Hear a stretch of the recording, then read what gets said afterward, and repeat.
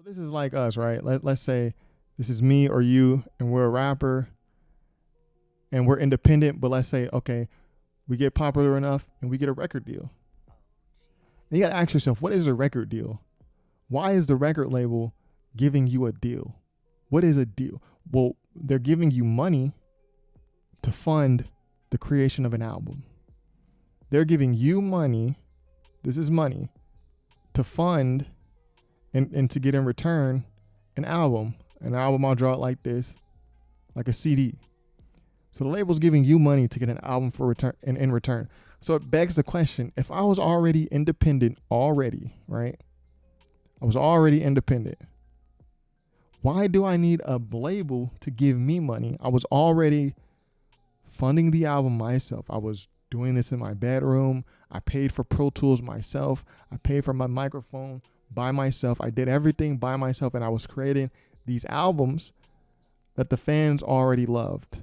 And that's why I got popular enough to get a record deal. So what's the purpose of me then going to a label to get money from them to create an album? Now keep in mind, this money is not a signing bonus.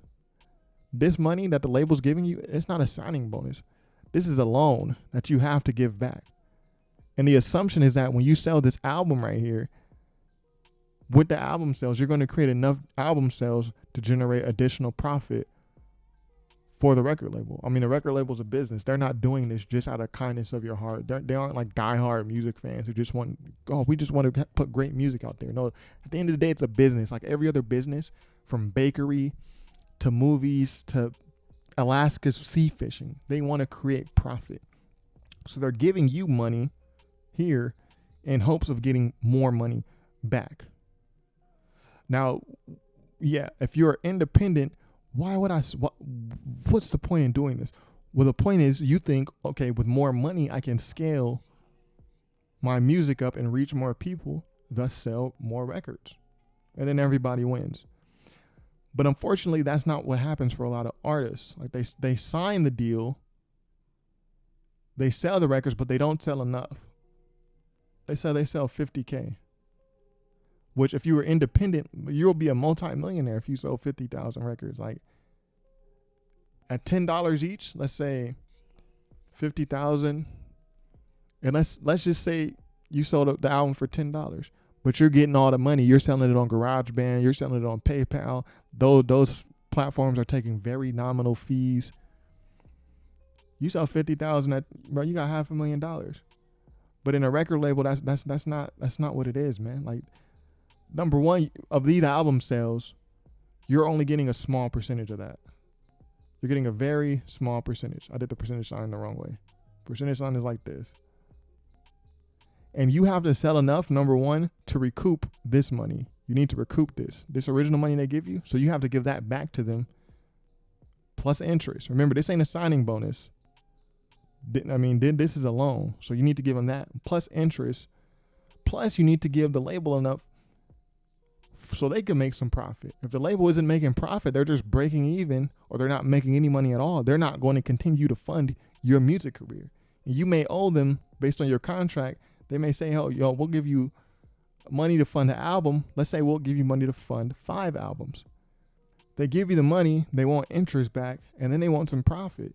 If they don't get the profit, they're not going to continue doing this for much longer. And if they don't get interest back, at least, they don't get profit or interest, that means they lost money, because they could have done something else with this initial investment. They could have put that somewhere else. They could put it in the savings account, and it would have been a better investment than your music career.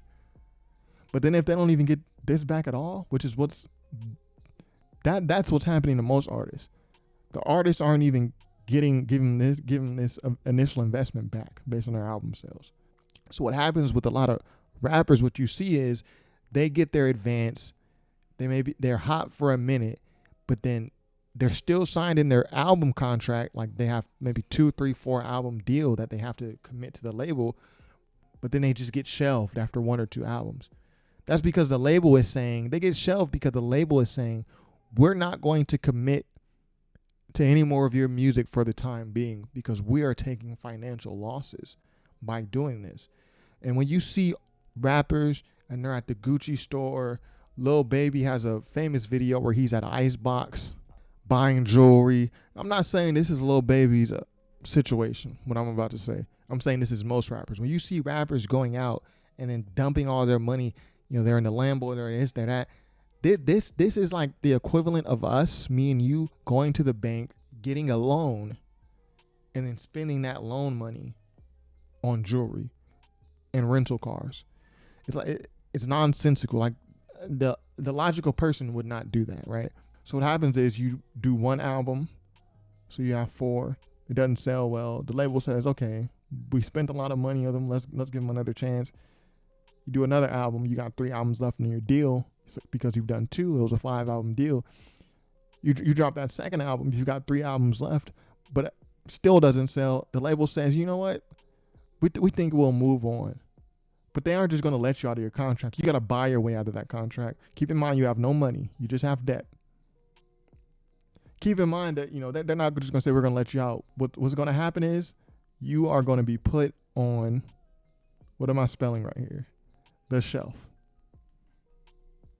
Oh yeah, the elusive shelf that artist's talking about. Being put on the shelf means the label no longer funds your music career. It's not profitable to fund you. So you're in a situation where the label owns your music, which is majority of mainstream artists. The label isn't allowing you to release music. They're not funding you. And you cannot just go and release music on the side.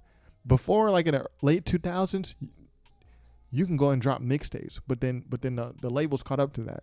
They say, no, you're on a deal with us. You can't just go independently drop mixtapes. But before you could at least drop mixtapes and then try to generate buzz again, you drop mixtapes good enough, generate enough buzz, then the label's going to be like, okay, there may be some interest here. Let's try to give them more funds to get an album going. But what happens for most artists is the shelf. And then also what happens with a lot of artists, the label gives them that initial money. When they sign a deal, you're an artist, like, hey, let's sign a deal. The label gives you the money, and instead of investing this money that the label gave you, instead of taking it and going, hey, let me spend this on producers.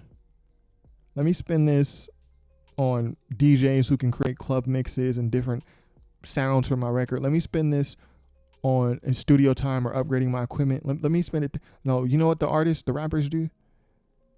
They go to fucking Icebox. They buy a chain. Here's a money chain. They buy cars.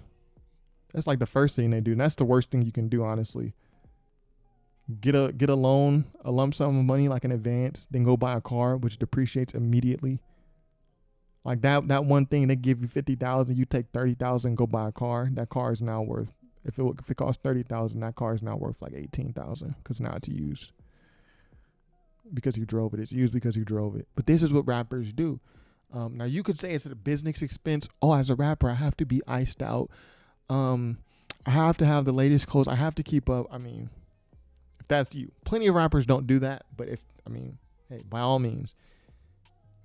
Oftentimes what's happening is the label is paying for this. When you see the rapper and they drop 20, 30,000, a lot of times the label, they're doing that on the label's dime. Maybe with a credit card or business card provided by the label, or maybe their own debit card that the label has deposited money into. But what they don't realize is all this money that's given to them is due back to the label. What do I mean by that?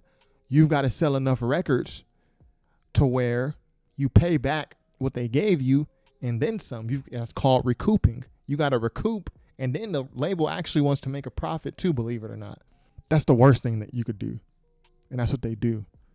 So they've taken money, instead of just taking that money and investing it, studio time, maybe get a PR company, maybe pay an influencer or do something to help with the actual music.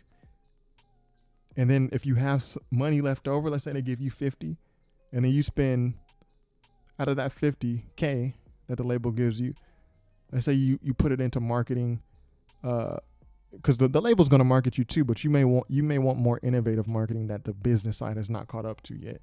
So let's say you want to do some marketing, you want to hire a PR firm, you got your producers together.